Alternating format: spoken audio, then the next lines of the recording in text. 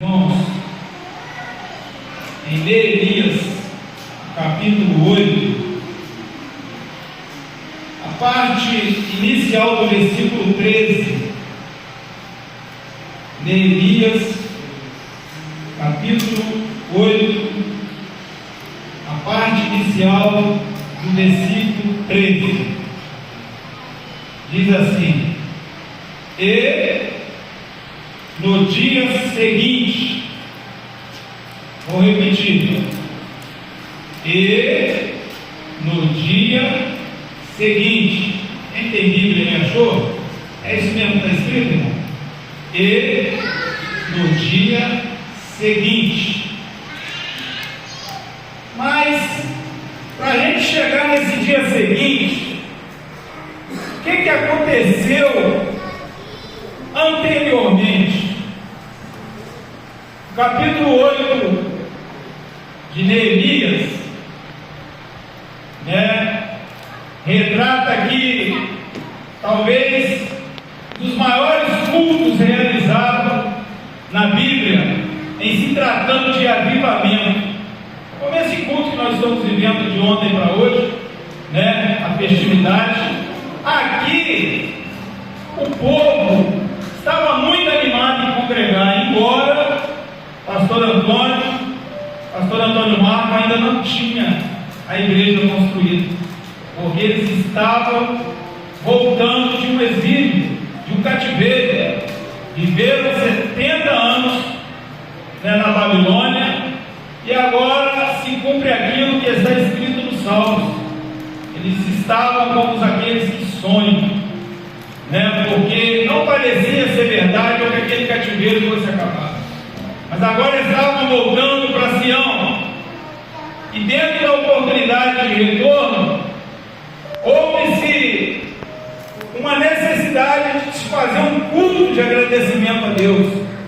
Eu chamo esse culto aqui de culto ao ar livre, mas foi aquele culto, irmãos, foi o culto que a Bíblia fala que nós deveríamos viver este culto todos os dias, porque este culto aqui, ele foi um culto que ainda não tinha tempo. Quando eles chegaram da Babilônia em retorno a Sião, o que eles viram em Sião é a necessidade de se erguer tudo. Estava tudo destruído, tudo em ruína. Da forma como eles foram levados, no retorno estava do mesmo jeito, sem muro, sem casas, sem templo. Mas precisamos fazer um culto. Quem vai ministrar esse culto? Aqui neste capítulo 8, vai apontar que aquele grande culto foi ministrado, e a Bíblia vai dizer que começou este culto na alva, 6 horas da manhã até meio-dia, foi 6 horas de culto. E foi aquele culto, porque neste culto louvaram o Senhor, aleluia. Neste culto foi lido a Torá, a lei do Senhor, e a palavra de Deus vai dizer que o povo de Israel estava tão sedento da palavra, tão com fome, que eles não se moviam. Eles só se moviam quando era para dar glória a Deus ou para reverenciar a Deus, ajoelhando e levantando as suas mãos para os céus. E eles estavam com tanta fome que eles não piscavam no olho. E olha, irmãos, naquela região não tinha tempo ainda, não tinha.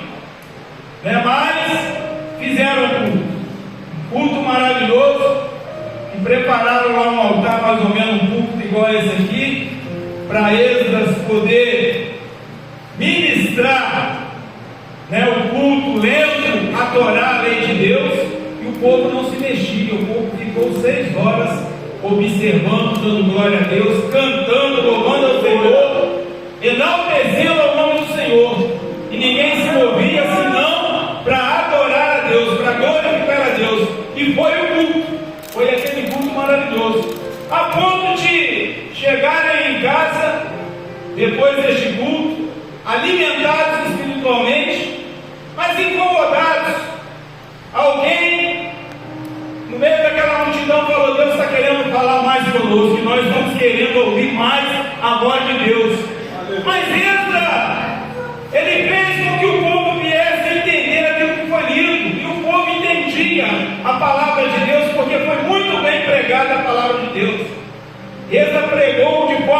povo entendia, e o povo entendia e dava glória a Deus. Mas alguma coisa estava passando despercebido, e o povo, no dia seguinte, que é o versículo que nós lemos aqui, e no dia seguinte, eles se ajuntaram, eles foram procurar Esdras. E quando eles encontram Esdras, eles falam com Esdras: nos lê a Torá, nos lê a palavra de Deus. Mas eu li ontem, foi 6 horas de culto, vocês ainda estão com fome? Não, Esdras, tem alguma coisa. Deus está fazendo a gente entender que tem alguma coisa que está passando por despercebido. Tem alguma coisa acontecendo que Deus quer revelar para nós e ainda não foi revelado e está na sua palavra. E eles começaram a incomodar Esdras, e Esdras ainda assim pegou a Torá e começou a ler, e começaram a ler. E aí eles descobriram que tinha alguma coisa passando por despercebido. Tinha alguma coisa que Deus exigia do povo, e ao longo do tempo. Aí nós vamos ler aqui, olha só o que diz o versículo 17 deste capítulo 8. E toda a congregação dos que voltaram do cativeiro fez cabanas e habitou nas cabanas, porque nunca fizeram assim os filhos de Israel desde os dias de Josué, filho de Nun, até aquele dia em que houve muito grande alegria. O dia do culto foi dia de muita alegria, mas até aquele dia, desde a época de Moisés, porque Deus fala com Moisés, e eu gostaria de ler a parte aonde Deus fala com Moisés a respeito dessa lei que foi estabelecida, desse conserto perpétuo que o povo estava deixando de fazer. Aqui em Levítico, capítulo 23, o versículo 41. Aleluia. Versículo 41, meus irmãos.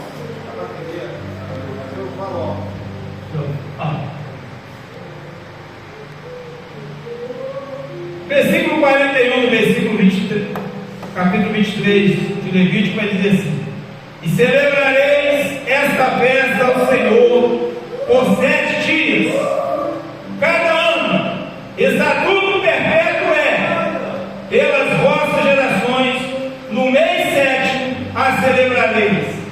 7 dias habitareis debaixo de tendas, todos os naturais em Israel habitarão em tendas ou cabanas.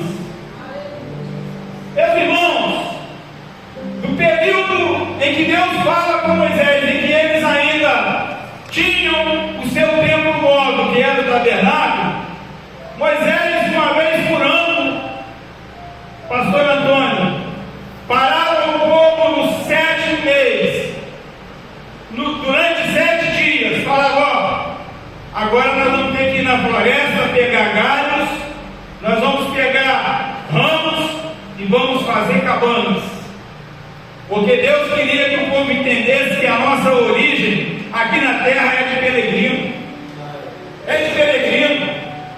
nós gostamos de adorar a Deus em templo, gostamos de servir a Deus em templo, sim, mas eu não sei porque o tempo passou e durante aquele período Josué entrou em Canaã e agora eles começaram a construir, e dali de Josué para cá, até chegar nessa data do culto maravilhoso que foi feito depois do cativeiro pelo sacerdote Esdras, esqueceram, passaram por despercebido, e passou muita gente importante desse período de Moisés, de Josué, até chegar nesse período pós-cativeiro.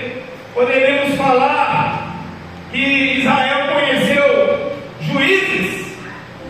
Os juízes não lembraram desse texto, não lembraram mais.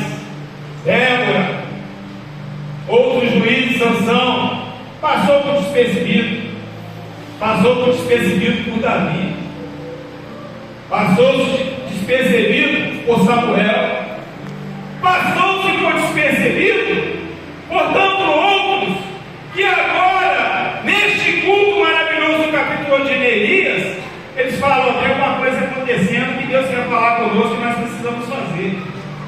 E era o grande arbítrio, e era o grande culto do capítulo 8 de Neemias. Tem alguma coisa que está nos incomodando que nós precisamos voltar a fazer. Embora esse templo aqui é lindo, irmãos, e os irmãos estão gozando do conforto maravilhoso e tende a melhorar, que o pastor Antônio vai investir mais, eu creio, para dar conforto para os irmãos, mas não esqueçam da vossa identidade. Nós somos peregrinos na terra. Precisamos espiritualmente, de vez em quando, lembrar que nós precisamos fazer cabanas e lembrar que a nossa identidade é que nós somos cidadãos que vamos morar no céu. Nós vamos morar no céu, irmão. E às vezes eu fico me perguntando: meu Deus, como é que Ageu, considerado um dos profetas menores, não porque ele era inferior aos outros, mas porque o livro dele é pequeno, ele profetiza dizendo que a glória da segunda casa será maior do que a da primeira. Se quando eles voltaram do cativeiro e na oportunidade de construir, eles não tinham dinheiro, o Antônio não tinha prata, não tinha ouro, porque no projeto de Davi achou que ia construir o templo de Deus. Tinha dinheiro, tinha riqueza, tinha os rabiscos de Davi. Agora Deus trata com Davi e fala assim: não, você não vai construir. A sua mão se encheu de sangue. Você não está apto para poder construir esse templo. Quem construiu o templo? Salomão. O filho de Davi construiu o templo. Deus não permitiu, embora o projeto, embora os rabiscos estavam na mão de Davi, mas Davi teve que passar para Salomão. E Salomão, irmão, dentro da riqueza que Israel acumulou e Davi acumulou, deve ter feito com a sabedoria que ele pediu a Deus. Bom, Antônio, nós não temos a sabedoria que Salomão teve. Nós vemos que Salomão investiu muito para fazer uma elegância de um templo que chamava atenção, que era lindo, que era maravilhoso e feito com toda a riqueza. Porque Deus gosta, porque Deus é o dono do ouro e da prata. Ele gosta de ser adorado e Ele exige certas coisas. E nós temos que fazer o que Deus exige. E Deus é exigente. Deus é exigente em muitas coisas no quesito de adoração a Ele. Tanto é que tem um corinho que é cantado assim: Senhor, quem entrará no teu santuário? Aquele que tem mãos limpas e é limpo de coração. É um corinho que nós cantávamos. Mas, irmãos, agora o povo pós-exílio, pós-cativo, não tinha dinheiro, não tinha fortuna guardada. O santuário construído por Zorobabel era um barracão, mano. Era um barracão. Ele passou por uma reforma para voltar a ser um templo construído com elegância por Herodes, alguns anos antes de Jesus ir na terra. Me parece que coisa de 15 a 20 anos antes de Jesus nascer, o rei Herodes fez uma grande reforma. E quando Deus é exigente para se fazer uma reforma na casa dele, os irmãos entendam que até para fazer um lugar santíssimo, um lugar em que não era qualquer lugar, qualquer pessoa que entrava, teve que se escolher sacerdotes que exercessem a função também de pedreiro, porque não podia ser qualquer um para entrar e fazer o lugar santíssimo, somente o sacerdote, e tinha que ser sacerdote pedreiro, e juntou-se. Mas aí eu ficava me perguntando: meu Deus, mas por que a glória da segunda casa é maior do que a da primeira? Se Salomão investiu muito, se Davi guardou muito dinheiro, e a elegância do primeiro era maior do que a do segundo. Mas foi, aleluia, depois, nesse mesmo tempo, embora passado por uma reforma, porque o primeiro foi destruído, não existia mais. O tempo de Salomão, Nabucodonosor destruiu, deixou em pó e cinza. Mas este tempo agora foi o tempo que Maria e José tinham por hábito ir ao templo pelo menos vez por ano, como todo judeu tem. E foi neste período em que ela se descuidou com José e achou que Jesus estava voltando com eles, quando de repente o menino Jesus parece que estava perdido por 3 dias. Aí deram volta de Jesus, voltaram para Jerusalém, aonde o menino Jesus estava? No templo. Eu vejo também, no meu parecer, que a glória da segunda casa é maior do que a da primeira, porque foi neste tempo, depois de construído por Zorobabel, e agora por Herodes, foi nele que entrou Jesus. E Jesus, quando entra nesse templo, ele é maior do que a casa. Ele é maior do que a casa. Aleluia. Por isso, o segundo templo, a glória do segundo templo, é maior do que a da primeira. Porque o dono da casa entrou nesse templo. Jesus entrou nesse templo. E ele estabelece um mandamento. Agora já não é o Velho Testamento, mas é o Novo Testamento. E no Novo Testamento, depois dele cumprir a missão, a boa notícia que ele dá é a seguinte: agora ele dá todo o poder nos céus e na terra. Irmãos, Jesus agora é aquele que tem todo o poder nos céus e na terra. Vai ter momentos, irmão Antônio, pastor Antônio, que vai nos faltar o dinheiro, como faltou para João, quando entrou pela porta que ele ia adorar a Deus no templo, e estava um paralítico. O paralítico estava ali, e a lei vai dizer que o paralítico não podia entrar no templo. Os paralíticos podiam entrar na sinagoga, mas no templo não podia entrar por causa do defeito, porque a lei condenava. Mas agora, dentro do Novo Testamento, quando aquele paralítico olha para Pedro e João para se nos dar uma esmola, aí Pedro e João viram o olho dele, que pode faltar para nós o ouro, pode faltar o dinheiro. Olha para nós não temos prata, não temos ouro, mas você sabe o que nós temos hoje? A igreja tem. E por que nós somos a igreja que agora na segunda casa é maior do que da primeira? Porque nós temos o poder de um nome. Nós temos o poder do nome. O nome de Jesus Cristo. Todas as coisas se rendem, pastor Antônio. Há um poder dentro dessa casa aqui pelo nome de Jesus. Aleluia. E tudo, depois que Jesus disse assim: agora é me dado todo o poder nos céus e na terra. E Paulo ainda vai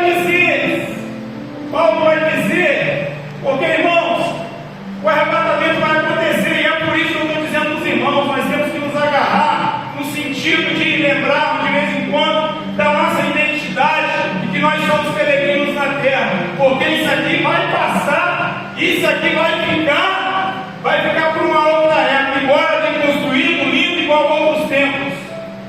Mas uma obra que começou em Jerusalém, foi para Judéia, Samaria, Judéia e até os confins da terra, a glória da segunda casa também é maior, pastor Antônio, porque ela começou em Jerusalém, hoje tem no Brasil, hoje tem na Vila Tomé, hoje tem na Argentina, tem no Equador, tem no mundo todo, tem igreja. Então a obra da segunda casa é maior do que a primeira, porque Jesus está através do Espírito Santo. Porque nós temos o Espírito Santo, pastor Antônio. Antes eu não tinha. Quando eu me converti, esse tempo aqui, que também foi feito por glória, que foi Deus que fez ele, mas a glória desse tempo aqui passou a ser maior, porque um dia o Senhor Jesus me aceitou e eu aceitei ele. E hoje o Espírito Santo habita dentro do meu coração. Então a glória deste tempo aqui, que é o tempo, que é o corpo dos irmãos, é maior do que a da primeira. Você lembra quando você ainda não era crente? Você lembra como é que eram as suas atitudes? A maneira como você vivia? Hoje não. Porque hoje dentro de você habita o Espírito Santo. A glória do tempo passado, que é o seu corpo, não é maior do que agora. Que você tem um tempo novo, porque você morreu para o mundo. Você morreu para o mundo, você é nova criatura. E este tempo sim, este tempo aqui, estamos aguardando a volta de Jesus. Estamos aguardando a volta de Jesus. Este tempo aqui nós temos que zelar por ele. Esse aqui, como os outros, em São José dos Campos,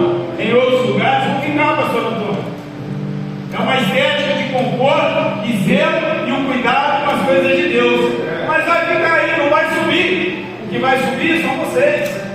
A trombeta vai tocar, ela vai soar, e nós iremos subir. Aleluia.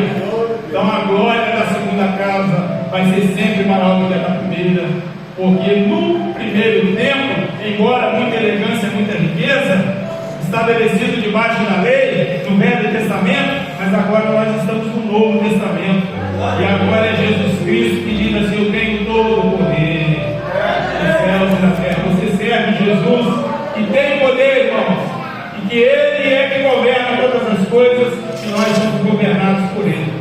Eu quero agradecer de coração, irmãos, a grande oportunidade que foi nos dada, alimentando nessa manhã através dos hinos.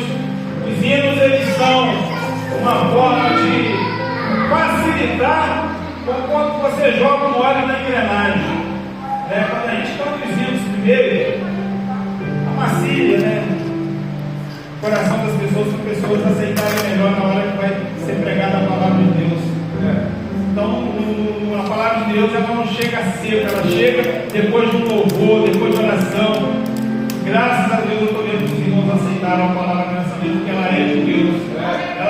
Essa noite eu decidi, ela é de Deus.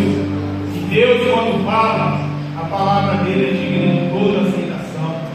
E nós devemos lembrar sempre, irmão, mais uma vez, não esqueçam da nossa identidade. Aleluia.